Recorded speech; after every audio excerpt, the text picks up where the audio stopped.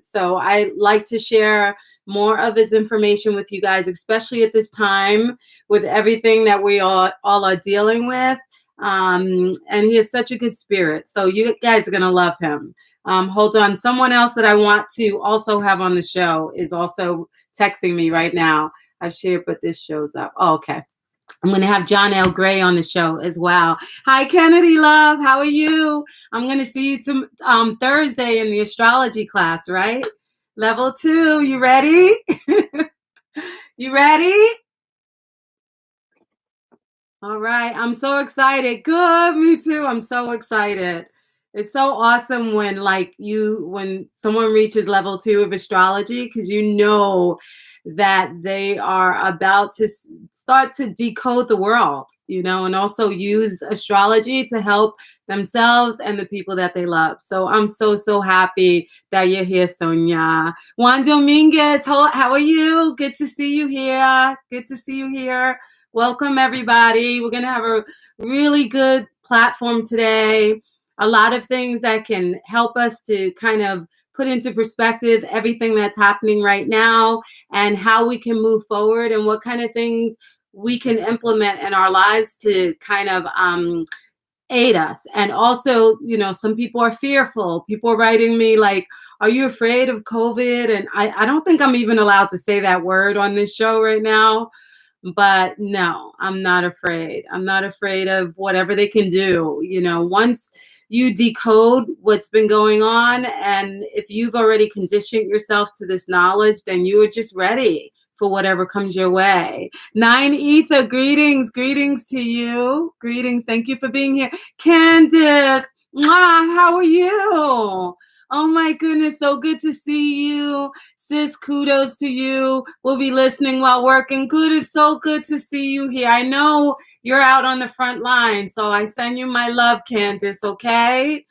Yeah, hi, there's Warlock. Warlock, you should be on this with me right now. Let me see what's going on here, okay? There's Warlock. He's the amazing person that I spoke to you guys about. Put user in time. Oh, add as a moderator.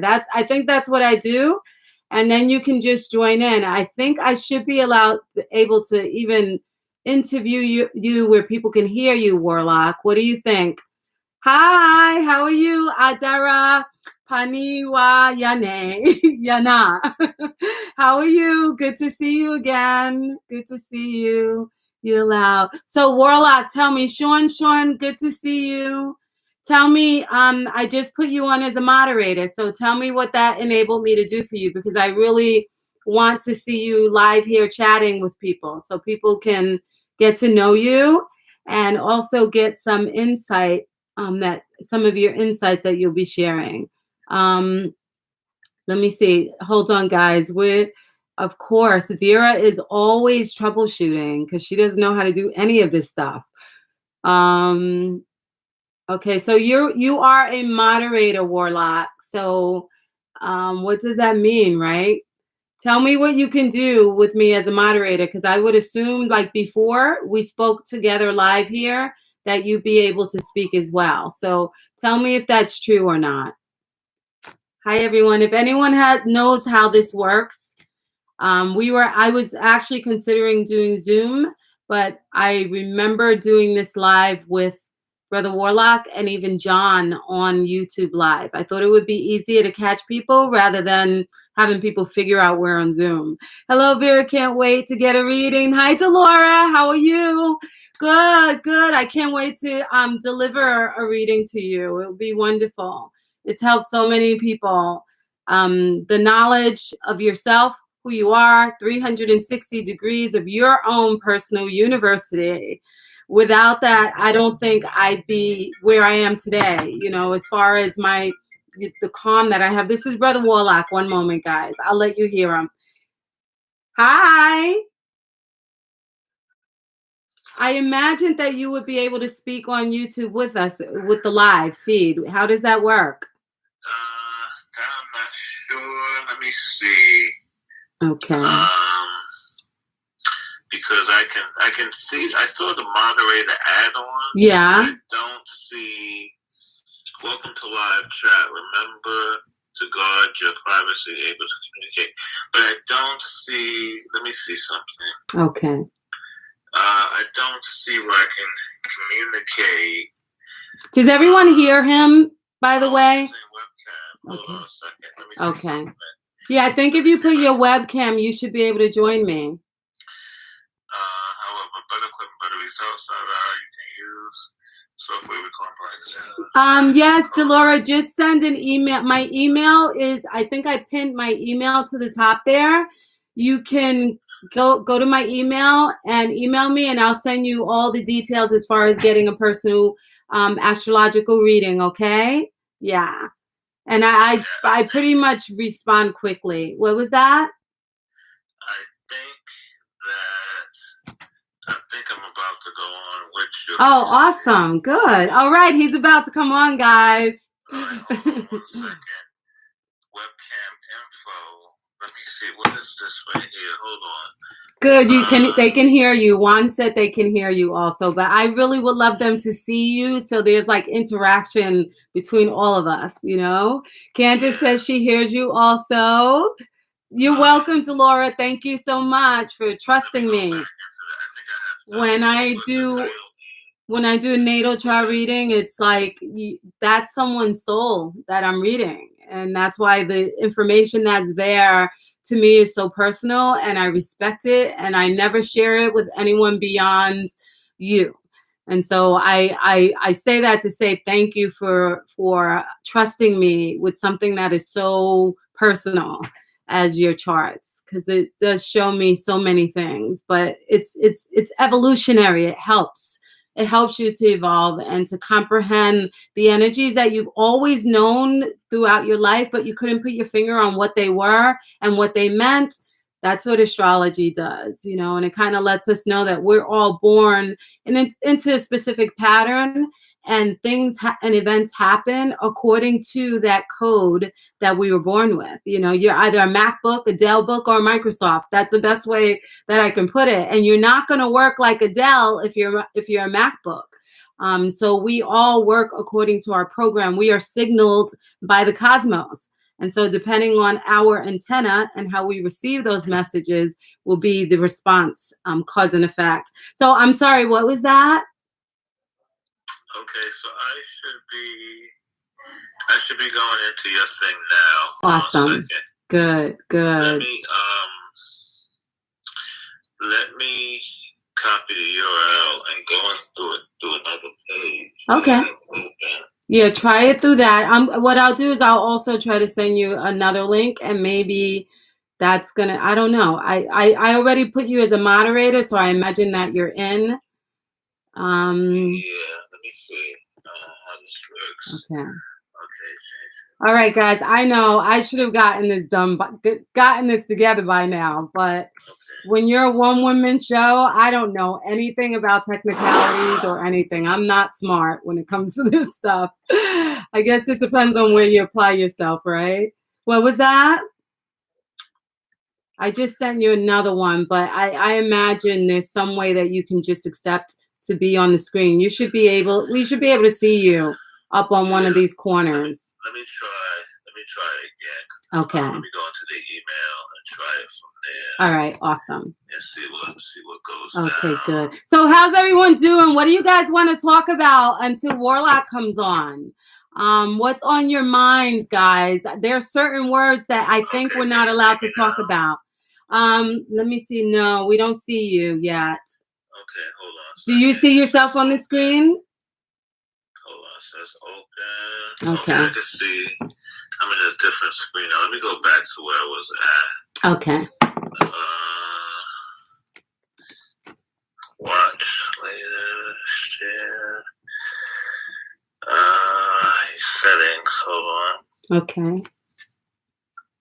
YouTube live. That's what I think. It's the live setting that you have to kind of click. All right, let me try to click on that. Okay. Let me see what's going on here. Hold on a minute. Okay. So, yeah. So, guys, there are things that I think we can't speak about we can just like use terminology like, you know, the virus that's going around or something. Are you going to write a book about it? Oh yeah, Sean. I've written a book about astrology so long ago, but it's going to come out. It's going to come out. I am like an Aries, and it's like these ideas come out and we kind of like sit on it. So I'm telling you, what's wonderful is that the format that I wrote it in and the explanation, I think anyone after they read it will become an astrologer. You know, astrology takes years and years to master. But if you know, if you learn through concepts, and that's how I learn through concepts.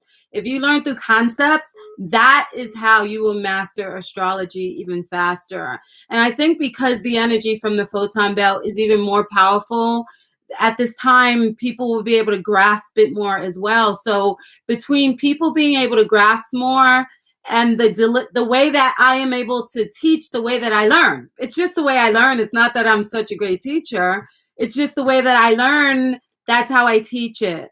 And so in this book, it's going to be more than astrology. I want to show you guys the whole picture of everything.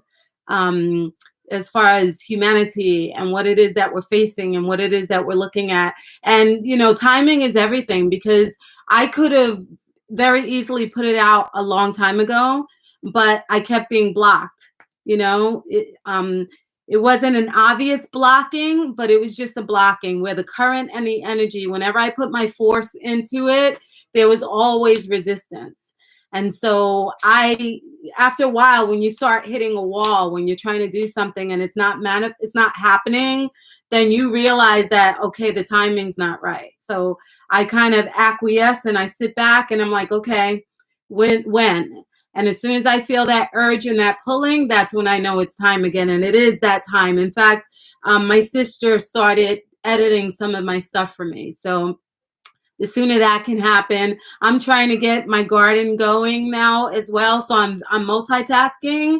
I'm trying to, and I want you guys to all be aware also. Get your homes ready. Get food and get water in your homes. Don't waste time. Don't fall asleep. When they say to you, there's always a calm before a storm.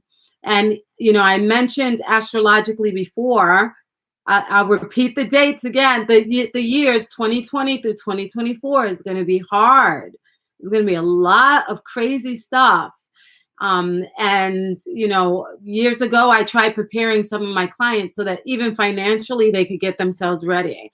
This is a time that we have never seen before. We will never recognize where we are after this. And so during this time period, though, the planets are at war.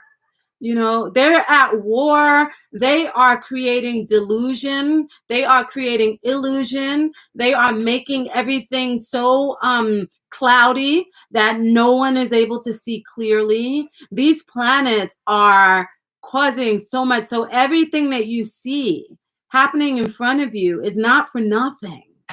And there is an ultimate plan or an ultimate energy, because the earth, those who are on the earth, obey the energy of the download. And so when we have even our politicians doing the things that they're doing, it is all part of the MacBook or the Dell book or the Microsoft book. And so we are all part of this program that is happening right now. And so do not relax your guard. Okay, when you go to the store and you see that certain foods are not there, don't think that it's going to be there when the next wave hits. Okay, there might be some, they might ration. Just look at history. Throughout history, it has always been that in a situation like this, you had to either, if you didn't plan, you were messed up. So pay attention to your intuition, to your gut, to what you know and what you see, and don't allow people's words to put you asleep or to make you feel like you can lower your guard. This is going to come back in the fall. September, October, the winter. I think it's going to be the worst winter we've experienced. And I don't mean cold weather. I mean just bad times. Okay, so based on that, just imagine different situations, and that's the way we need to speak to ourselves is, okay, what if this happens? Well, if that happens, this can happen. And think of every scenario, and based on that, you prepare each circumstance to fit that so that you can circumvent the results. And so, you know, if you go into the store and you're seeing that there are certain foods gone, and you realize that every country was shut down, and even the countries that produce certain foods, then you know that the supply chain is slowing down as well. And it might not look like it because there's still food in the stores. But imagine if in the fall, this problem comes back and it's worse, and then automatically within a week, they don't even give you notice. They say you can't leave your house even to go to the grocery store. Then what are you going to do? What are we going to do? If you didn't store water and food, then you're messed up. And then you'll do whatever it is they ask you to do after that, okay? So hi, Maddox. Hi. So I just want, you know, that's one of the reasons that I came on today too, is I just want to do all that I can to help people keep your guard up. You know, realize that what is happening before your eyes is not what you're not seeing behind the closed doors. You know, none of us are. And the only way that you can get in touch with what is the real reality is to sense. Your senses. You are a spiritual being. And some people astrologically have more of a sense to them. And don't ignore that. You know, religiously, we were told that when you feel or you sense something, your intuition speaks to you, ignore it because that's not coming from God. But in reality, some astrological signs are the very ones that we must go to find out about the other side. And so because of that, that means they're getting messages that we're not getting. And so I say that to say all of us have those aspects within our own natal charts. You know, our charts are divided into signs and degrees and generational aspects. And those aspects within our chart also help us to be in tune with those spiritual gifts. And so exercise those spiritual gifts by not shutting them down. When your gut tells you something, then that is your gut speaking to you. That is a brain that is speaking to you and giving you information and data. And if you know within your gut that you need to get yourself more prepared when it comes to your food and your mouth, you cannot feed your child a phone. So get the price of your phone down if you have to. Okay? I just lowered the garbage because I have to pay for garbage. I'm sorry, this is Warlock. Hi, Warlock. Hi. Anything on screen about share screening? No. Okay, let me see. Pop out chat. Pop out chat? No, I don't know what that is. Let me see. Do you see anything as the administrator on your end from that level? Participants, let me see. I don't know. It just says pop out chat. Okay, no, that's different. I see everyone on the side of it, like a pop out chat. I don't know why. I mean, I do see what can you do as the moderator? That's what I'm trying to understand, because that's what I'm trying to understand. Yeah, because I put you much on that end. Let me just Google that for a second. Okay. And see what this comes up. Okay. Over the next month or so, more of the population will be laid off. We got our notice that it may happen to our nursing staff. Wow, that's how bad this will be. Thank you for sharing that, Maddox, with us. I'm sure you could tell us a lot of stuff, right? Yeah, I'll tell you, if I didn't know people, I think I mentioned this before, if I didn't know people that died from this, I would be skeptical as well. You know, if I didn't know people, I have friends who are doctors who are seeing this stuff going on.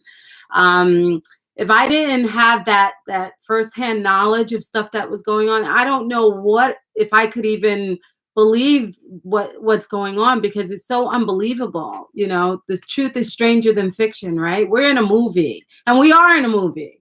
And so just, you know, prepare yourself in every way that you can. If you can't leave your house, you know, Maddox was saying that they'll be laid off and stuff like that. Use that as an opportunity to prepare your home, get your house ready. If things shut down, your water could shut down. So soon as you know the water could be gone, you fill your bathtubs up. You know, you save those milk jugs and fill those up. Again, I mentioned your phone. Why do people have to pay over $100 for a phone? Go call your phone company and ask and tell them you want your phone lowered. I just switched to some brand that I've never even heard about, because I was like, you know, your child cannot eat this. You know, we can't eat our clothing. So our priorities are being reorganized. And so right, store your food. Know how to store your food, how to store it properly. I'll talk a bit about that, what I do. Okay. Hi, did you find out? What if I go off and then come on again, and then find a way somehow to get you on live? Hold on, I'm checking out this video. Okay. Because I mean, we did do it on YouTube Live, you and I. Right, I think we was on Google Hangouts last time. Oh, maybe it was Google Hangouts. So, okay, so how would that work? If I went to Google Hangouts, I should be able to join this feed, right? Or something, or I'll just get back on kind of live. If Google Hangouts is still even is available. Okay. But what you can do is we can probably use Zoom, and then we could. I think we could stream somehow through share screening. Oh, okay. Doing, right? Okay. I'm not. I know how Zoom works, but you know, like that sort of thing is you might be a little bit more tech savvy than I am on that, but yeah, I was looking at one video, and I think that's what happens is an event is created. Okay. And in the event section, let me see if I can do that on here. Okay, I can try that also. I have Zoom. Let me see if I can try to do a live event. I don't know. Or can you? Now with the event, right? When the event comes up, there should be something that comes up, like a pocket that comes up with an event. Mm-hmm. You understand what I'm saying? Yeah. That way a person could like say, okay, I'm going to use this medium to host this event, like Zoom or something like that. Yeah, gotcha. That's how that comes across. Okay. Because I do see people. Let me see. I do see people doing. Let me see something. Okay, I'm actually on Zoom live right now. Now the problem is I don't know how to like put this in the YouTube group that is currently watching right now. Let me see. Okay, let me see something. I think we will create an event. Couldn't find. All right, so you know that would be good. Like if you started an event, sent me the invite, and then from there, I guess we can figure it out. Yeah. Right? Wait, go to live control room. Live control room will soon be the only place to go for live streaming. It'll replace your events tool.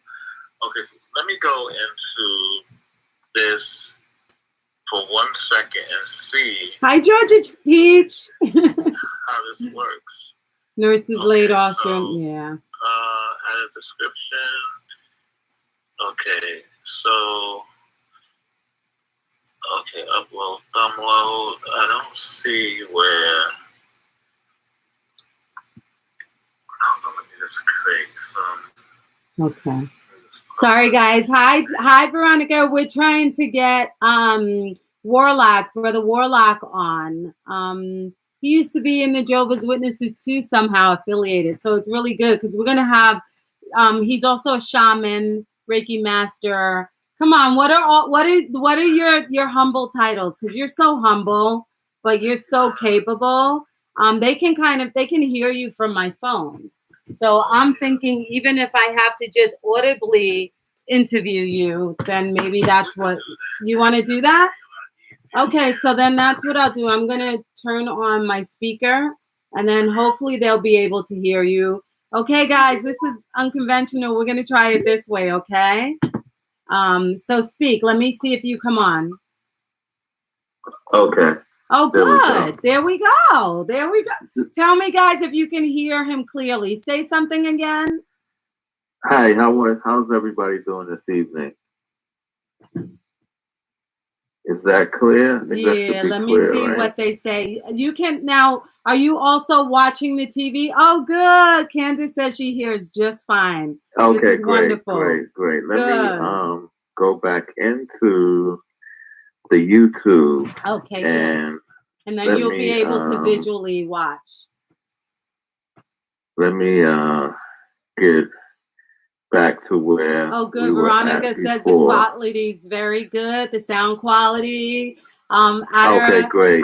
Yeah, it says loud and clear and perfect. Good. This is all. Hi, Greg. How are you? Okay. Greg Pataluco. How are you? I have to interview you one day also, because you and I get into some conversations that a lot of people, it's hard for them to actually look at what we're talking about because it's just too real. So one day we'll have to like just chat on this, okay? Perfect. Good. Okay, so now, good. Okay, I'm in tune. All right. You're excellent. You're good? Yeah, I can hear you. I can hear you from the phone. And I can see the video. Beautiful. Right. So let's do this. All right. Let's go ahead and knock it out. All right. So today I was just every now and again, Warlock and I, we've been talking for, I don't know, 10 years, maybe less. But we were both I was a Jehovah's Witness, he was affiliated with it. And so we kind of linked up on the YouTube. He's an author, I'm an author. So we just became really great friends. And I met his beautiful family, he met mine. And we just had a lot in common. And, you know, every now and again, you meet people who feed you spiritually and also make you feel, you know, I always feel like I want to make the world better for people. You know, if people are afraid and people are sad, I want to come and say, here, I have the antidote to make you feel better. Like that's what I want, right?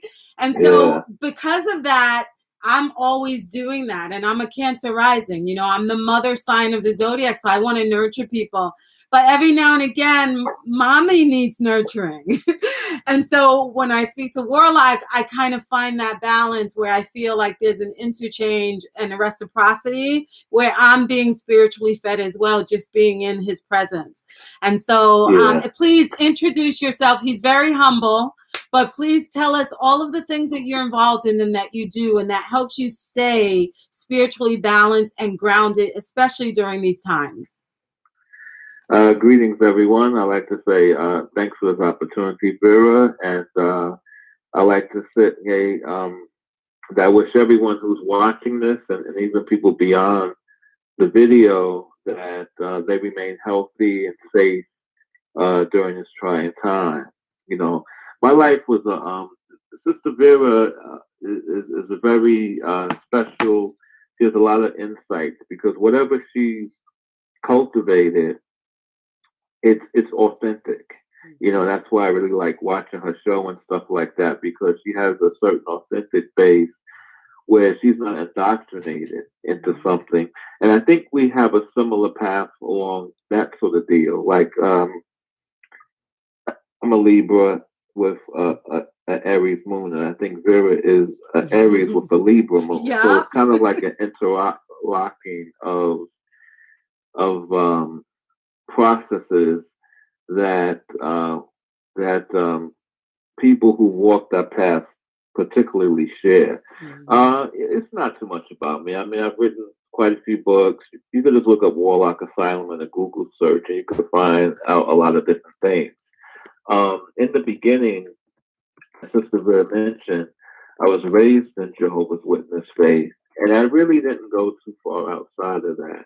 I had almost gotten to the point of eldership in that faith, and my thing was to exhaust it so that if I were to ever leave, and this is how I approach a lot of different things in life, I don't have to look back because I gave it my all and I fully, absorbed what it was and could leave it within peace, which is what happened. For a lot of different reasons. Primarily, I think I just became I just looked at it differently as I got older. Because, when I learned it, being born into that faith, you grow up and you're thinking, you have a lot of dilemmas because you want to please your parents.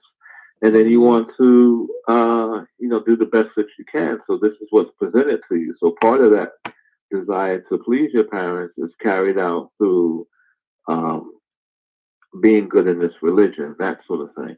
But really, when you come into your own, and I guess that was a wake-up call for the generation that we came from. I guess every generation sees something, bring some good, maybe bring a little bit of bad to the world. So for us, I think our generation, the post, like that sort of thing, the post-civil rights generation, I think they were like eyes open towards religion. And I think it had been going on early in the century, but it was really becoming apparent in our generation that this thing is exhausted, as far as its control of people.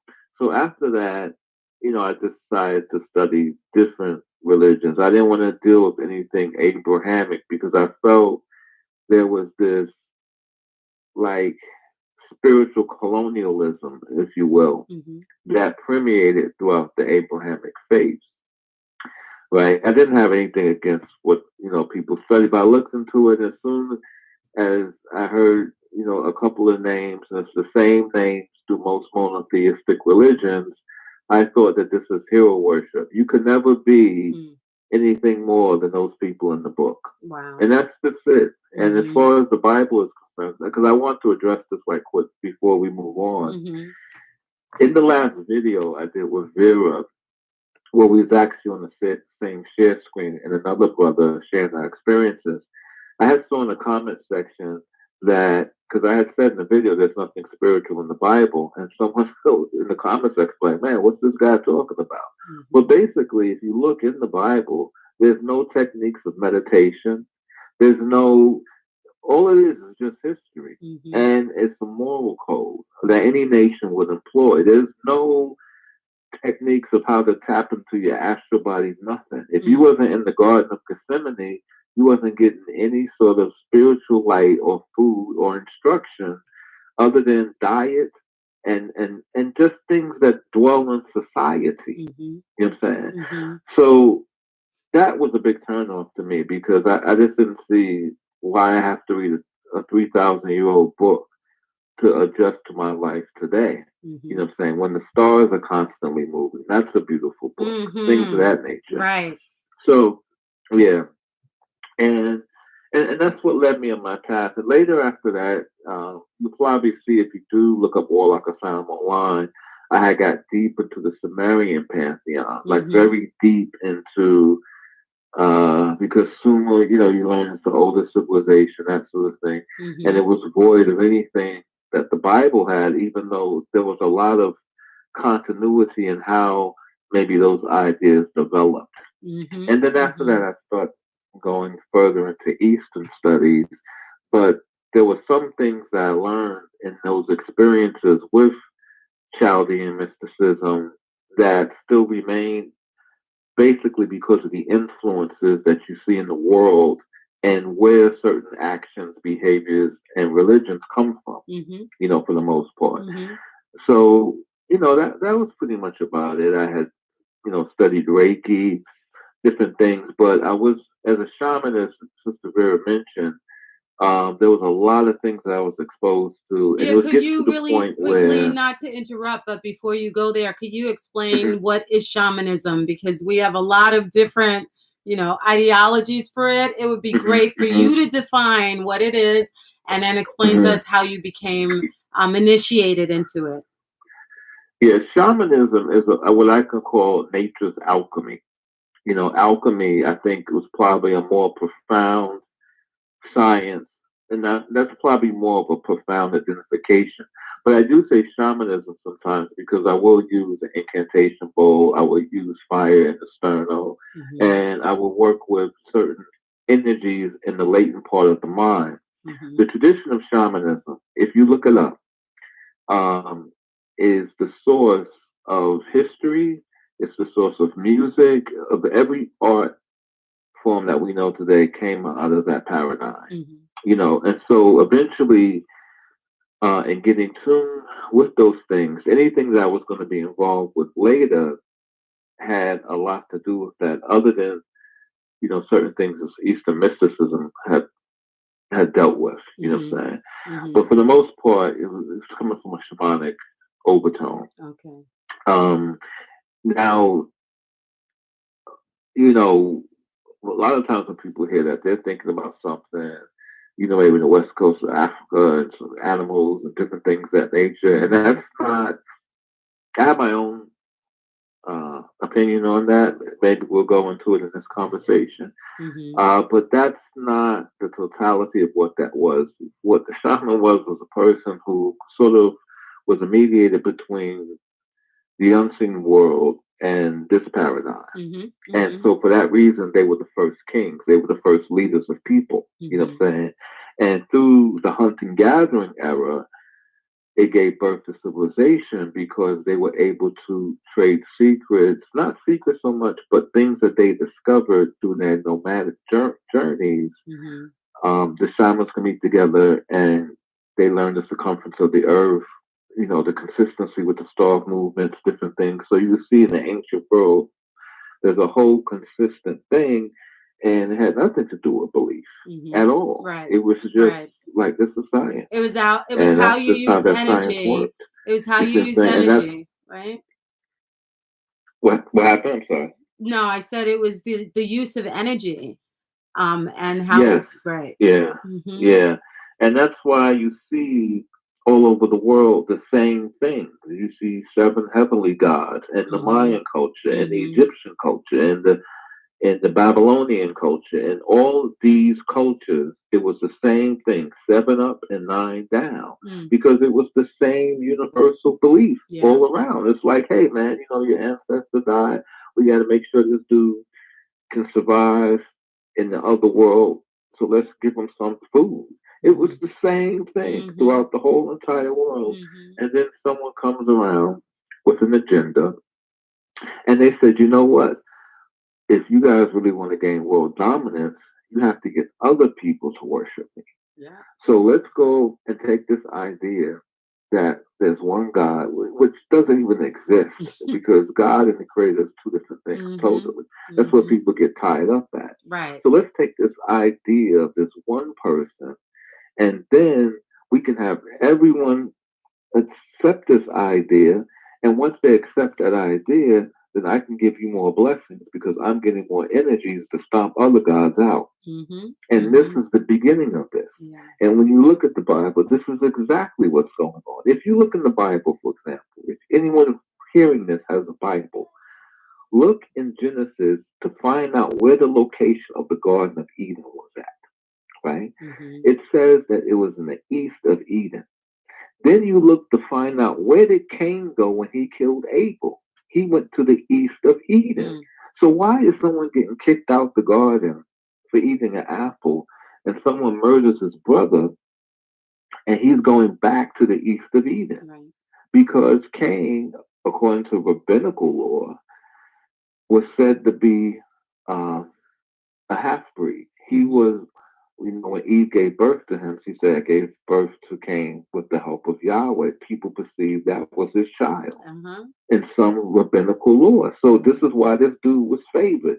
Not only was he able to go back to the east of Eden, where the Garden of Eden was at, as the world's first murderer, he had lifetime protection, because anyone who struck Cain was going to get avenged 77 times. So this dude just murdered his brother. He gets to go back to the Garden of Eden. He gets lifetime protection, and then he builds a city called Enoch. So he becomes the first biblical ruler. Right. So the first biblical ruler is a murderer. Right.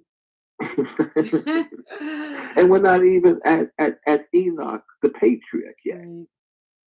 You know what I'm saying? And this is what people don't see who read this book every single day. Yeah. We grew up in the Jehovah's Witnesses. It's, oh, no, you know, when the person dies, you know, they don't exist no more. There's nothing. But then you go back into Genesis in the same account. We're not even going out of the first 5 chapters of Genesis.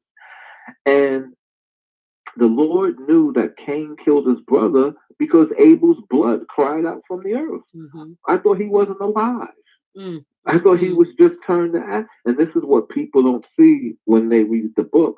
So what I liked about Sister Vera's process is that although we came from through a similar school, we were able to arrive at the same conclusion without really any contact as far as like indoctrination. Like, hey, we just took a post JW class. Right. And we were able to find some similar things. We didn't have that class. So we were able to arrive at the same truths because they're visible when you step outside the world of indoctrination. And that's just really what this is about in a nutshell. Yeah. You know what I'm saying? So much. And so what we try to do, people who are really free, you know, I guess in some aspects, is to encourage people that there is life beyond spiritual slavery. You know what I'm saying? And the reason why the world is like it is now, in a lot of different ways, is because people are already slaves spiritually. Right. Yeah, so now you can throw anything so towards easy. them, because if you enslave someone spiritually, what do they have other than that? You see what I'm saying? Like, you know, okay, it's not about money, it's not about this. But once you enslave them spiritually, where you tell them that they're there to serve God, and you created that God, you can get them to do anything that you want to because you created the force that they're worshiping. It's very simple. That's truth. You know what I'm saying? Yeah. And so I applaud Sister Vera's work. In some ways, she's a little bolder than I am. You know, the woman that was forefront as the time moves forward, which is good. But but she has a lot of, you know, she just lays it on the table and tells her what it is. It's that Aryan quality, which is really the spearhead to the science of the stars. You know what I'm saying? So I always respected her work, and I found a lot of encouragement, because you don't really find too many people on this path who really are secure within them. YouTube sometime, and then they get jammed up or something like that on something silly. You know what I'm saying? But when you really know what it is, then there's no way that someone could take you. That's like someone saying that the sun doesn't exist. It's really something silly. Right. You see what I'm saying? So I don't want to hold the floor. Yeah, and that, you know, that's how, you know, that's how, you know, you and I have so much in common, is because when we left religion, there was no roadmap after that. And I think that was where a lot of insecurity would come up for me at first, was where do I go from here? Like, what is, right? Because once you find out what is not, then the next question is what is. And so naturally then an insecurity comes, because we're so used to having an answer, or what we perceive to be an answer. And so you and I, you know, we spoke throughout the years, and it seemed as though even though we weren't following a map, or even sharing the steps we were taking with each other, we kind of ended up on similar paths, because that's where spirit kind of led us, you know, and I'm using that word for understanding. You know, there's an urge that happens when you are being awakened. You know, it's like, again, your computer is told to shut down at night so that it can be rebooted and given new data. And so I feel like that urging is the best way for me to put the feeling that I had, that kept taking me to different topics or discarding stuff and making a checklist. And I mean, if you guys saw how many books I have that I wrote in of stuff Wow. along my journey, I'm sure you know, there was no roadmap. We just followed what is in, right? And what was in showed us what was without. And because we found what was without, then naturally and beautifully we found what was within, right? Yeah. And so it amazes me because we all have our different ways of expressing it, especially depending on our type of personality. And all my life, you know, my moon is in Libra. My emotional way of being is Libra. So I was always like, oh, what about everyone else? So I was in a religion that told me to be quiet. So I stayed quiet. You know, I listened to everything they told me. So I was ignoring my Aries, my sun of Aries. The sun is my light. So my light was put out. And once I went on this spiritual journey and started through the process of finding out what is not truth, then I got bold. And I was like, there's no way I'm not going to tell people, because I'm not going to let people stay in a lie, you know? So what I did for me, I felt I had to fight for other people as well. And so you, the reverse, you're Libra sun, Aries moon. So you completely get me and we get each other. And it's amazing because Libra and Aries, guys, is on they are the pillars of the four corners, let's say north, south, east, and west of the zodiac wheel. And those are cardinal signs. So they initiate the process, no matter how hard it is, of something that's new and beginning. And so both Warlock and I have the Libra Aries axis. And so now you can imagine why we had the initiation or the impulse to bring sudden change into our lives and then also share it with other people. I mean, Warlocks, you've written at least 20 books, right? About 11. I have so much more to write. You're on your way, you right? Tap into that current. It's crazy, and just I just don't have as much time as I used to write. But there's so many different ideas I just really want to expound on. I wrote a lot of books about Shinto, about Eastern mysticism, because once I left, once I settled things down with Inanna, Ishtar, right, I started going further east because there was passages in certain Sumerian texts that said that they came from the land of the rising sun. And the commentators said this was in India because there's a lot of relationship between Mesopotamia and India. So it would further. So when I started studying Shinto, it was actually to sort of piece together some of the war-torn culture of Iraq. Maybe let's study something that's undefiled. Like, and I think Japan wasn't really bothered with until the United States came and said you have to open your borders within the past 200 years, right? So it was really in its own enclave. And what I did like about it was Japan from the shamanic era, let me just say that, that's why I kind of use that from that primordial era, survived in the sense that when you look at Japan, the sun is revered as a feminine deity, Amaterasu Kami. So that was a big lore. Later, I was to find that in Tibetan lore, they have a high deity known as Tara, where you get Ishtar. So it's a survival of that to some degree. And both those words mean star. So it's kind of like when you look at it, although the male deity we associated with the sun today, when you really look at the planets going around the sun, that's like a mother feeding her young. It's more equal into nature than to masculize it. But what I did find out, which was very important, was that Mesopotamia, the astrology in Mesopotamia is completely inverted to that of Japan and China. So, like a lot of times, knowing both systems, this originally happened. When a retrograde would happen, it would be a time for harvest for me. Right? It wouldn't be like a lot of chaos. Now, because I've been working with certain new ideas, it's kind of equaling out a little bit. But mostly, what I would say is that the Western paradigm is mostly about going through the tree of life and getting to the realm of the stars, right? But it's being typified as because a lot of people didn't understand it who read the Bible. Let's just say they take it literally, so that analogy doesn't make itself evident.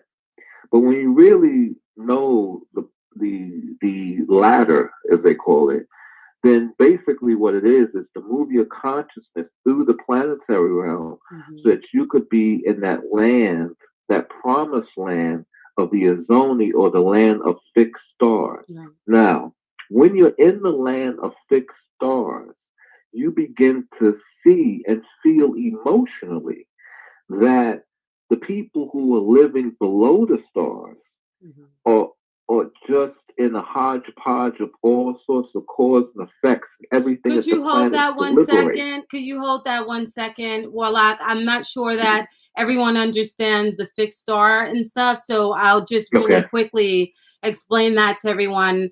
Astrologically, most astrologers, we deal with we call them the planets, the personal planets, as well as the sun and the moon. So when you add that up, that comes out to 9. But additionally, astrologers, when you really get into the meat of astrology, you start to study also the fixed stars. And so astrology is such a vast system of learning because it's never ending. There's more to add on to what you're learning. And so after you learn the planets that are closer to Earth, then it's beginning to learn the planets that are further. Additionally, the comets and the fixed stars. And so the fixed stars are exactly what it implies, fixed. They don't move, they're there. And so in an astrological chart, as an astrologer, there are certain fixed stars that specifically I even look at that give me more insight into an individual and their chart. And they're very powerful when you understand how to use fixed stars in astrology. So that's what Warlock is getting into, but he's bringing it to another discussion. I just wanted you guys to understand what that was about. So go ahead, please continue. Yeah. So I wanted to, sorry to veer off. I wanted to kind of just give some synopsis because I know a lot of people who are watching us are looking. And, you know, that's one of the paths that it's shadows into certain currents that we see today that are very popular. But in the really meat of it, the technology is about getting to the land of fixed stars, as Sister Vera mentioned, or what commonly a lot of people will call the 12 signs of the zodiac. And once a person can get to that level of consciousness, it doesn't take long. You can walk the planet once a month during the full moon. And what the moon does is it will, okay, let me slow it down for a second. I'm going to say this, and I want to get too deep into this discussion before we move on. But I will leave a jewel. When you walk during the full moon, a planet, what I mean by getting in tune with that planet, the moon acts as a mirror. So that way, the moon goes through all 12 zodiac signs in a month. So that way, it's a shorter process because you can see the planet through all its signs by working with the moon as a mirror. You see what I'm saying? So when you get to the 7th planet, your body is aligned with the realms that those planets represent. Okay. Once you go beyond that, right, you go into the realm of the fixed stars. You are no longer under the influence of the planet through consciousness. Because when you're it's very abstract for some people, but when you start working with the planetary realm, you learn that these planets communicate through you through dreams or through people. If I see someone in a dream, the first thing I think about is what planetary ruler they have, because it could be a transit that is going on, and it's affecting me here. The planet is communicating to me through that person, or in a dream using that person's representation to speak. Right? It's very like Kal-El-ish or whatever. But when you get to the realm of the fixed stars, the constellations, right? That's the real crown. So in Hollywood, you hear about the stars. What they're really saying is these people supposedly are outside the realm of certain traumatic events. And this is why when you hear about a celebrity, like, wow, that happened to them. I'm not saying that there's some initiation going on in Hollywood. I don't even think that they're dealing with that knowledge and that level. Right. But I'm just saying in how the system was set up by people who knew it, this is what goes on. Mm-hmm. That's the Western side. And the Eastern side, a lot of it is influenced by Buddha, Mm-hmm. right? And although you see like a lot of statues and stuff like that, Buddha was a person similar to what me and Sister Vera talk about a lot of times, was like, what's all these people praying to some God to get a favor for? That's not, how's that going to help you out any? Mm-hmm. Right? And he was someone who was like, nah, that's silly. You should work on certain qualities so that your character as a human being evolves and shines. Usually, I think the West is more relative to the cult of the dead, where the East is more relative to certain, certain alchemy, inner alchemy, and releasing energy through certain exercises, meditations, and things of that nature. Mm-hmm. You know what I'm saying? Mm-hmm. That's what I've come to. And then there's also a middle way between both of them. Right. But in dealing with what we're facing with today, you can definitely see that there's a lot of play on people's fears. Right. You know what I'm saying? And ultimately, when it comes down to it, your survival is really based on the vibration that you cast out into the world. Mm-hmm. You know what I'm saying? Because that's going to draw certain things to you, and it's going to repel other things from you. Right. That's ultimately where this world is coming to. Those dudes who have all these agendas, they really can't see the world clearly, but they do have some magical power. Right. But it's not enlightenment. It's just power. If you understand what I'm saying. So those guys, they're still a victim of cause and effect and chance. So their time will come to an end when it's time to come to an end. You know what I'm saying? But for someone who has to live on as a conscious spiritual being, we know not to really get kind of caught up into all that sort of stuff. Right. You see what I'm saying? And to try to do the best that we can in surviving day to day by keeping what positivity we can forward. And beyond all of the stuff that I learned, probably one of the greatest things that I learned was that your emotional state is your center of gravity. The emotional state creates your reality. You see what I'm saying? Because it gets me away. It helps me understand what's coming to me and what's not. I give you an example. And this is probably a very real example. You can have like a person who is coming from an oppressed community, right? And he is telling these people the truth, but he's not giving them anything to improve their condition, right? If the people get stuck in that process, what happens is the very same thing that they think that's helping them is condemning them. Why? Because they go to this meeting and they hear this dude and he's talking all this stuff and these people are getting angry. So now they're going back to the neighborhoods angry. They have no way of expressing that anger towards whatever it is that they view as the obstacle. So they start expressing it towards each other. But what's even more detrimental is that when you send somebody home angry, they're only going to draw the quality of that emotion into their personal experience because that is their guide. That was the greatest thing I learned spiritually, and that's probably one of the best things that has helped me improve my life is just understanding that simple, basic thing. You know what I'm saying? Because people can tell you truth. Like I think, people could tell you the truth. Getting back to the Bible, and we're not even going past the first 3 chapters. The first person to tell the truth in the Bible was Satan. He said, "You will not die if you eat the fruit." That was the first truth that was told. Right? So tell just someone truth in the sense of telling a fact is not really the essence of what the word truth really means.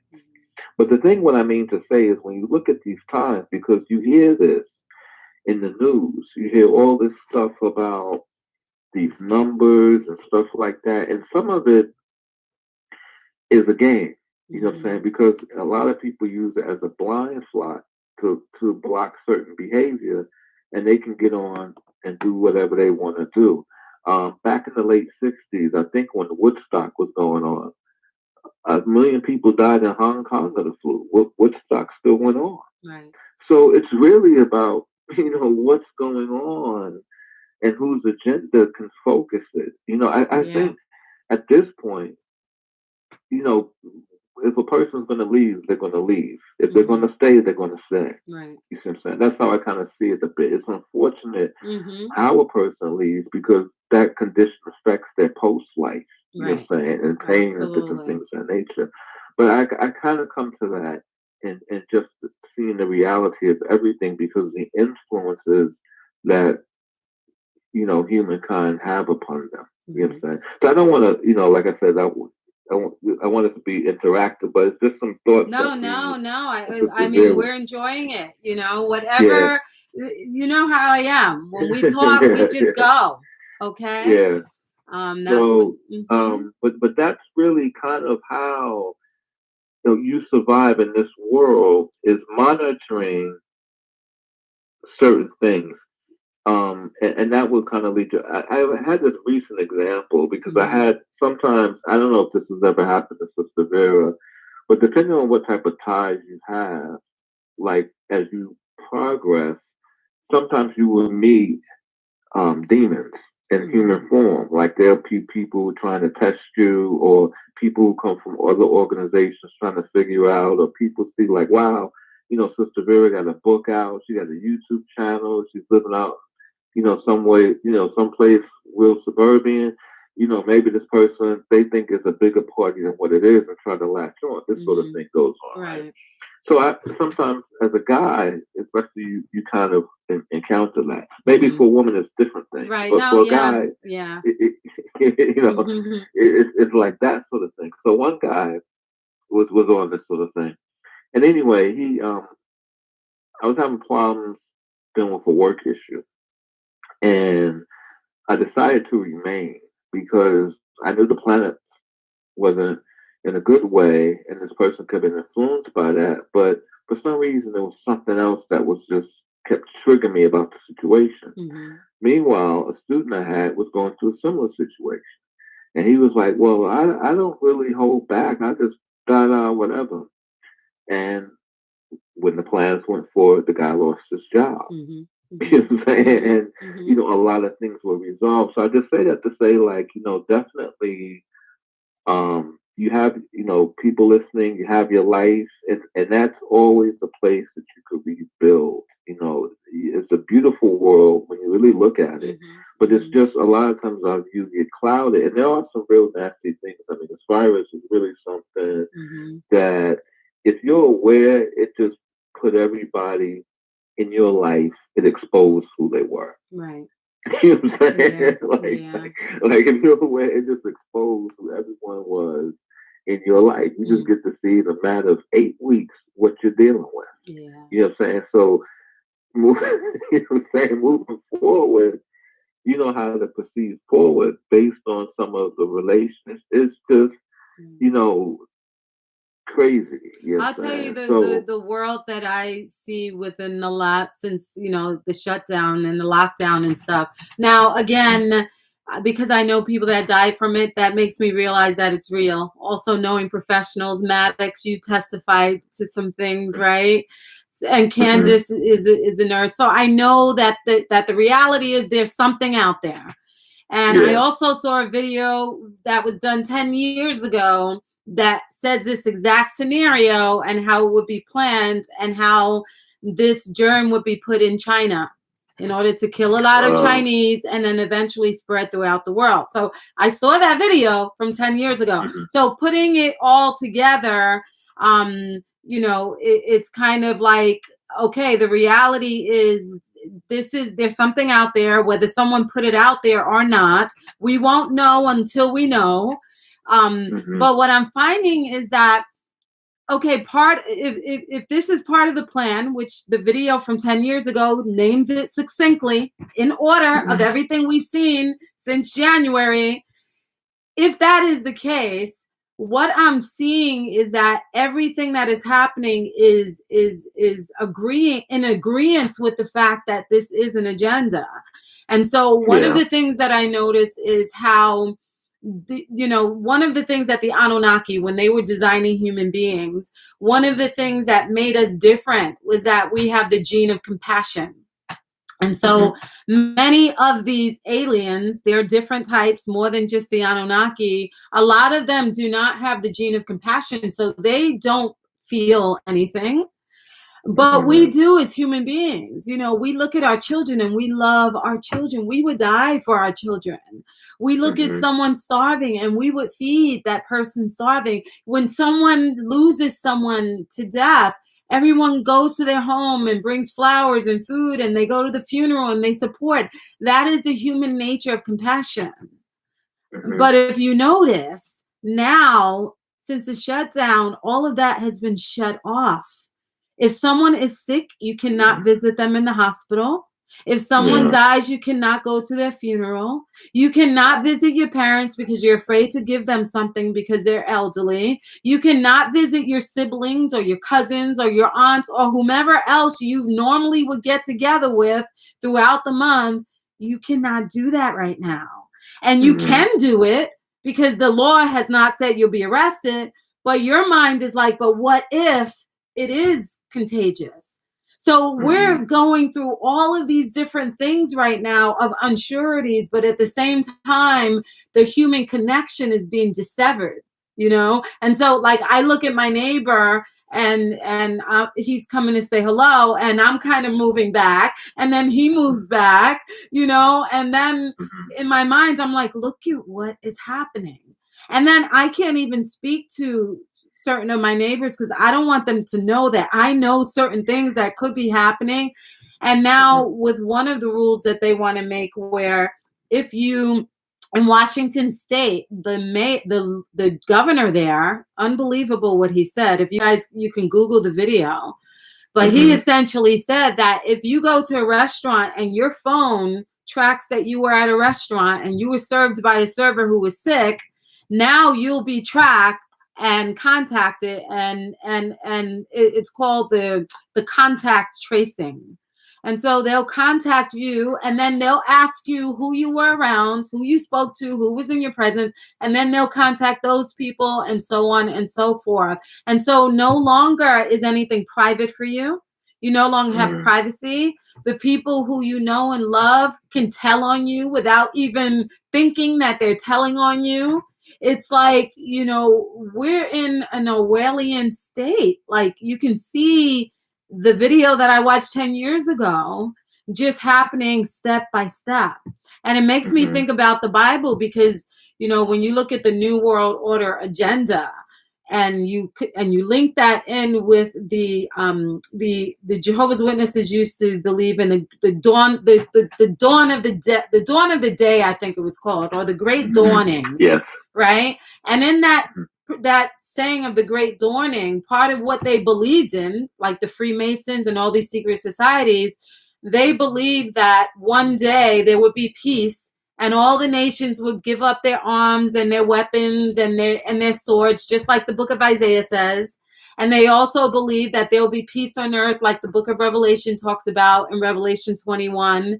And so all of what it is that they believe will happen is under their rule, though. And so this paradise that they want to initiate and that they've been praying for is really the one where they set up their government to rule over people, where they have everything that they want. They have science to make them live longer. They will wipe out the tears. And if they're joining all the governments together, then there will be no more war, just like the Bible says. So you can see the agenda if your eyes are open in so many different ways. And as an astrologer, I see the planets what they're speaking and how they're interjecting their energies in here.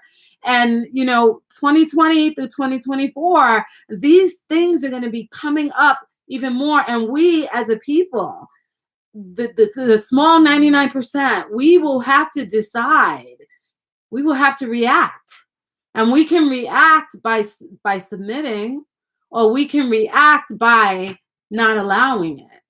But will we? Will we allow it? And, we could be all spiritual and say, I won't let that in my space. But the reality is if the military is knocking on your door, the military is knocking on your door. You can sit there in meditation and say it's not, but it is. And, they'll come and grab you off your couch. But that's the thing that is what had been on my mind recently. And it has a lot to do with the invisible worlds and what really goes on in those worlds, like you mentioned. It's funny how you mentioned how the paradigm with Jehovah's Witnesses, how people are being used to let this other agenda in. Yep. You know what I'm saying? Please talk on that more. Elaborate on that. Break that down. Yeah. With artificial intelligence, let's just look in nature, for example. Let's look in. I'm going to make a quote about something, and I'm going to get into a little something and then bounce back into artificial intelligence, right? Because we're all familiar, and I know on your show sometimes you discuss the Anunnaki and the Bible and different things of that nature. So when you look at Genesis chapter 1, you see it says after the creative days, there was an evening and the morning, even before the sun and moon was created. That is basically, I'm just going to say it bluntly, Ishtar's descent into the underworld. Absolutely. It was a race of beings that descended down, and as they were descending down, the earth was preparing itself through a sort of mental technique. They were building a home that they naturally knew well. That was the first. And once it got to the seventh day, those spirits inherited human bodies. So the Adam and Eve story is totally different in the second chapter. This is about someone else. Yeah. You see what I'm saying? Okay. Keeping that in mind. Now, when you look at artificial intelligence, the best place to look at is not academic science, but nature. Look at insects. You have something called the voodoo wasp, right? The voodoo wasp will land on a spider's web, right? And the spider will come by and think that it's caught a new prey, and the voodoo wasp will sting the spider, and he's out cold completely. Then that wasp will tie its larva to its abdomen and then leave. When the spider wakes up, he doesn't know what happened. He just goes about doing what he's doing, and the larva is gradually feeding a little bit off him at a time. But that's not even the whole point. What happens is now this larva, before it goes to its next stage, it's going to need a cocoon to hatch out of. And so what it does is it spins the spider, and it makes a web it's never made before, but it's perfect for the larva, right? And once the spider, like the larva will sit there and watch the spider make this web. When the spider is finished making this web, it will mount the spider and kill it. And then it would use the cocoon. So now we're looking at modern day technology, right? They're coming into the earth rapidly. Similar to how things went down in Genesis chapter 1, but it's different. It's a different thing. Because if it was really man's evolving, and I love technology, I try to stay up with certain things and stuff like that. But I also realize that when it comes to technology, if man is learning lessons while this technology is developing, then it's really from him. But if he's not really learning lessons and the technology is developing, maybe it's about those machines. And while this is happening, we're also going to talk about people marrying machines, all these different things. So basically, instead of the aliens coming down, we're creating vessels for them to inhabit. That's really how it is, because, hey, before we enter this sphere, as you're rising up, we're going to meet you halfway, but you have all of this prepared for us. You see what I'm saying? And this is what's giving these people who have no contact with the spiritual world insight into that, right? So that's how those things work. But when you study insects, it's completely fascinating. Insect predator relationships. I mean, that's something that I think I worked with for like a year. Just fascinating the intelligence of insects. But here's the thing, because something Sister Vera mentioned that really struck a chord was that about compassion.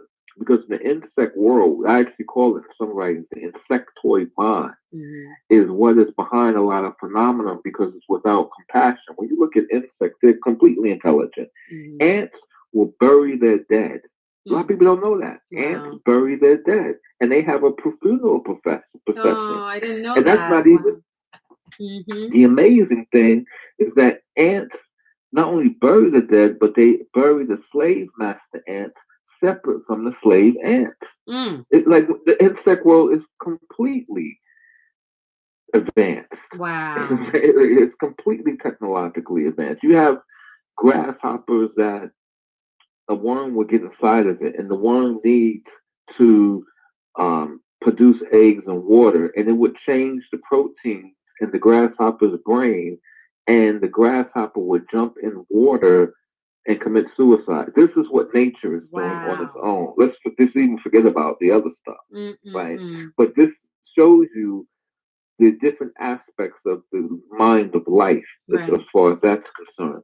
But now when you look at human behavior, you can see something's affecting it because how human beings are acting. And that's really, and when did this infection start? Maybe 6,000 years ago when people were contacted, when these God concepts came up. Who knows, right? But there is something affecting the human psyche. And that is something that is because pretty much human beings, in a normal case scenario of any natural species, will be protecting its home. Right. So what you do is you infect that process, and then you can be able to manipulate, herd, and absorb the resources of that which should be protected. Right. The thing about it is this. On another level, the only way. Usually sometimes I would tote shamanism openly. Right. And one of the reasons why I would do that, because some people get afraid of that subject. They're like, man, this dude is talking about voodoo. And that's not what's really being talked about. You know what I'm saying? And there's nothing wrong with voodoo. That's a religion. But you know what I mean? Like the Bakur shit, like doing evil on people, that sort of thing. Right. But really, the thing about it is that when you really get into those realms as a shaman or alchemist or a real mystic, you start seeing a whole different reality that is just completely different. For example, when I was really working, like now I've been more on sabbatical for like 7 to 8 years just to study mysticism. But when I was really working, I remember there was an incident one time where there was an earthquake in Chile, right? And a couple of priests got together, and it was told to me, and I wasn't involved in that clique, but they respected the work I was doing enough to kind of like, because you can see who's in the work and who isn't. Right. So they were kind of like, the earthquake in Chile happened because the magicians in America grounded an attack that was sent to them from China. Right. And so that's so the idea is this: as an initiated person, in the same way a person says, hey man, I'm going to enter the world of politics and make some changes. Now, the reality of that, it could be whatever it is, because politics is a corrupt world, but a person can make some changes in that world. So in the spiritual world, and this is not like in the realm of belief, because you have, in the spiritual world, you have different levels. So you have religion, people believe religion. Then you have learning about concepts that are invisible, right? But when you merge with those concepts, as we say, like an initiation, it's really sort of like what people call transhumanism in a way, but it's really more of a natural celestial process. When that happens, you meet other people who are in that same circle, just naturally through experience. Right. Right? Okay. That's how you can affect change on a lot of different levels to alter what happens now. Absolutely. So the whole world is against people joining that core. Right. You see what I'm saying? Because then it means that like there's more people accessing certain currents. So let's keep these people dumb. Let's keep them, let's keep them divided. Let's have all these different religions, all these different groups and factions and political parties, so that everyone's divided, and so they can't come together in unity and love. For one, imagine if everyone did the Reiki energy at one time. Like, what would happen? It would be so powerful, wouldn't it? And I think, with the increase of the photon energy coming to Earth, and so many of us waking up within the last 10 years, there was a bit of expediency to activating their plan, because they know that, but I want to leave the audience with hope. So I'm glad that you're touching on things like that. I have someone that I really want you to meet as well. This person, 3 years ago, I used his services, and he's incredible. He's from Canada. So he just asked me if I'm ready to talk right now. So I'm going to interview him as well. But I really think there's a connection between you and him. And I think it could help so many people at this time to rise above what we think is the inevitability. Because there's a way to circumvent this. And I think you and this guy and me and other people, there are ways that we could be able to find peace at this time, and also find ways to mitigate what it is that they're attempting to do. I think I like what you touched on with the Reiki, because that was a very important element. Because here's something to think about. I don't want to absorb too much time. As far as what Reiki is concerned, when you look at sci-fi movies, let's say like any sci-fi movie, just like in the future, there's no discrepancy about race, gender. It's almost like those things are just only in primitive tribal worlds, which tells you where we're at in history. We haven't even gotten out of primitive thinking yet, right? So in the future, these things, just like cell phones appeared in Twilight Zone, we use them today, these issues will be settled, right? But the thing about it is, in the present period, the only place where you see those issues are settled is either in occultism or Reiki. Right. Absolutely. It's not settled in religion. It's not settled in all these other different types of consciousness. How many prayers have been said? Yeah. Reiki is a beautiful system, and fortunately, I was initiating the first level of Reiki before I got on these journeys with primordial shamanism and all this crazy stuff. And the reason why, I respect those things and still employ them, but Reiki, reason why I say that, it gave me an edge that other people wasn't getting. Right. You know what I'm saying? And no one would ever believe it was Reiki, because Reiki, once it got to the West, unfortunately, and how Westerners are taking things, it was almost like a pet rock. You know what I'm saying? So a lot of people were turned off by it. But when you look at its essence and its core, it is completely in sync with self-empowerment, and to be able to evolve and cultivate oneself on true principles. Yeah. You know what I'm saying? And that's really an electrifying thing, and its access is available to pretty much anybody. Exactly, and it is so beautiful, and there's no belief around it, which is incredible. Yeah. It's just, and like you said, it's available to everyone. There's no one that, no matter what your affiliations are, Reiki goes to anyone who wants it, and so I remember when I first was initiated into Reiki, I was thinking it was demonism and all. I wasn't thinking that at that time, because I had left religion, so I was ready to investigate anything. And so, you know, I read about Reiki in a lot of books. I met people who did it, and one day I was like, you know what, I'm going to try it. And so I'm so glad that I did, because it made me realize that, you know, when you're religious, you're told the Holy Spirit is going to come in you, and everybody's like, oh, I got the Holy Spirit. And, you know, half of them are making it up. A lot of them are on an emotional high. And, you know, some of them are just faking it, right? And so for me, when I was religious and I was like, oh, the Holy Spirit come down on me, I was more, you know, when I get in touch with how I felt at that time, it was emotion. I was feeling it from my emotions. When I was administered Reiki, the initiation into it, I could not believe the power that was downloaded into me. It was the most beautiful, soft energy, and there was nothing.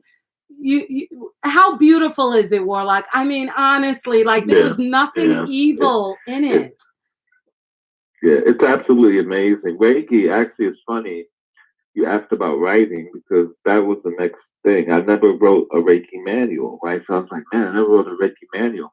So like the past few months, I've really been getting a deeper insight into Reiki on an academic level, but it's also getting me reacquainted heavily with the energy, and the energy is just completely profound. You know, it's very it's very soft, as you mentioned, because there are other energy forms that are similar to Reiki, but Reiki is unique in its own way, and it's something that is for the next level. It is. You know what I'm saying? It's very beautiful energy, it would because change it brings the out the best in you, and it gives you clear insight into your atmosphere, your reality, and it brings a certain inner peace. Like all that. Sometimes I think it was like a couple of weeks ago. It was a little bit after we had to start working from home, and I'm watching the news and all this kind of stuff. And because all these inputs, friends are calling me, all this crazy stuff, it was like I was beginning to like, yo, man, I got to really sit down and absorb this. I got to turn off the news, because this is getting crazy. I might melt down or something with all this stuff, crazy stuff going on or whatever. And then I just started doing the Reiki. The dreams are bright with Reiki. You know, there's a lot of things that you see through synchronicities and stuff like that, and it happens at a gradual pace, so the person can gain an understanding of what is going on. Absolutely. You know what I'm saying? And again, there's no belief with it. Like there's no affiliation with it. There's no belief with it. It's just getting you in touch with the energy that flows through your chakras. And if people who are religious think there's something like wrong with it, they're not understanding that even in their Bible, when it speaks of the 7 seals, it is speaking of the 7 chakras. And so when Reiki is attuned to you, you are awakening the chakra system, not like people do Kundalini. That is dangerous. Reiki is more just almost like turning on those lights. And when those lights are turned on in you, the 7 seals, it starts to awaken different aspects of yourself and healing different aspects. If your root chakra is diseased and not healed, it can help to heal that and bring energy from the cosmos, powerful, beautiful energy, down into your chakra systems in order to heal them. And you begin to have this peace, right? And I feel like Greg just mentioned that they want to have a vaccine so that they can block that possibility. You know, you can see, because they realize that a lot of people are tuning into this energy, and we're realizing that we have access to higher energy than we ever thought. Who ever thought that from your hands you could heal and you could feel this? I mean, as I'm talking, I feel it's just amazing. And it's peaceful. So you could see why at this time so many people like you and I and other people are getting in touch with this energy, and its alchemy is as a result, because your life has changed, that they will want to shut it down, like Greg just mentioned. Hi, Vera. Thank you for speaking out. I was a JW. I am Mina Road. Hi, Vera. Thank you for speaking out, up and out. I was a JW Matrix bot. Yeah. Awake now. I'm doing energy healing, Reiki, and card readings and meditation. Woohoo! Good for you. Wow, You must feel amazing. I'm so proud of you. It took courage to actually do something that they tell you is demonic, when in reality, what you were in was demonic to your spirit, right? You know, yeah. Wow. That's so good to hear. 7 seals, 7 chakras. That's right. That's right. And now when you read the scriptures from the context of what they're really saying, and only those who are in secret societies, those who, join things that you were not allowed to as a religionist, when you start to delve into that data, you are now able to read things and open them up. And so when you read 7 seals next time, you're not going to read it as the 7 seals that you were confused about. What are 7 seals, right? Now you're going to read it and you're going to see it. Not only are you going to see it as the 7 chakras, but you're going to see it as the planets. Also, the 7 planets that are connected to your chakras.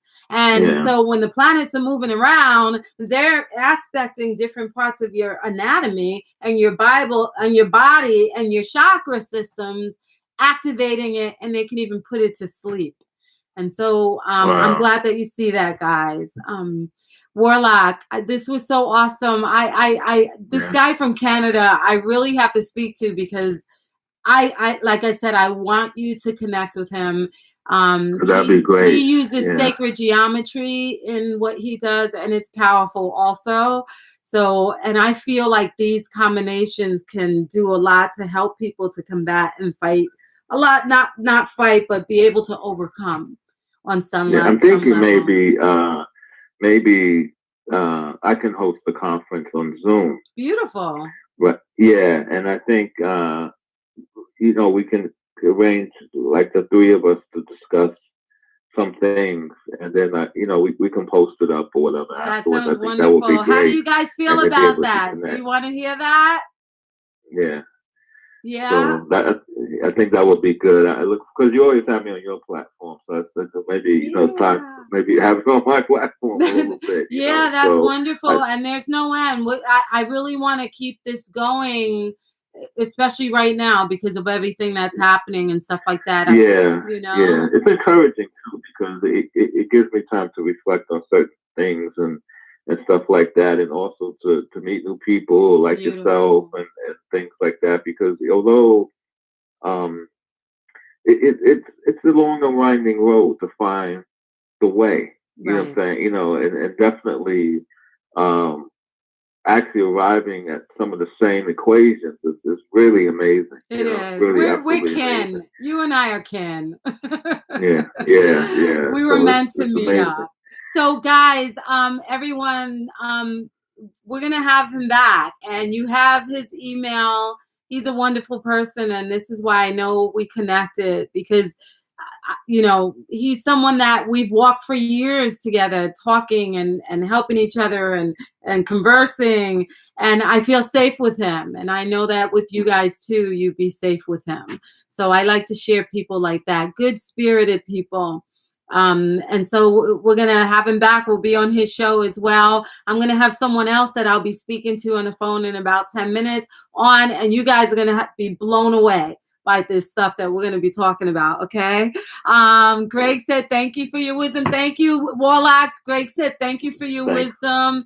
Greg, we're going to have you on too. Okay. Victor Northfleet, I'm late to the discussion, but I was just talking about Yeshua and Reiki healing, sending love. Both of you, thank you so much. Thank you so much. Yes, because, when they talk about laying hands, Reiki is really the truth of it all. So we'll talk about that at some point too, guys, okay? So again, WarlockAsylum@gmail.com. Anyone that wants to get in touch with me for a reading or whatever my services are, you can contact me. My email is up there above. And I love you guys. Candace, thank you so much for being here. Good. Candace said she's going to check out your channel. Greg, Victor, Juan, Georgia Peach, Mrs. Bailey, I Am Mine. Who else? Let me see. Maddox, thank you so much for being here. B, thank you so much for being here. I really, really appreciate you guys. Jeffrey Lane, thank you. We'll talk about some of the things that you spoke about, Jeffrey, okay? I promise. I saw your comments. Yes. Okay. All right, everyone, you have a beautiful night and be safe and get yourself some food and water in your home. Okay, please. Okay. Take care, everyone. Bye. All right, Sister Vera. All right, Warlock. Thank you so much.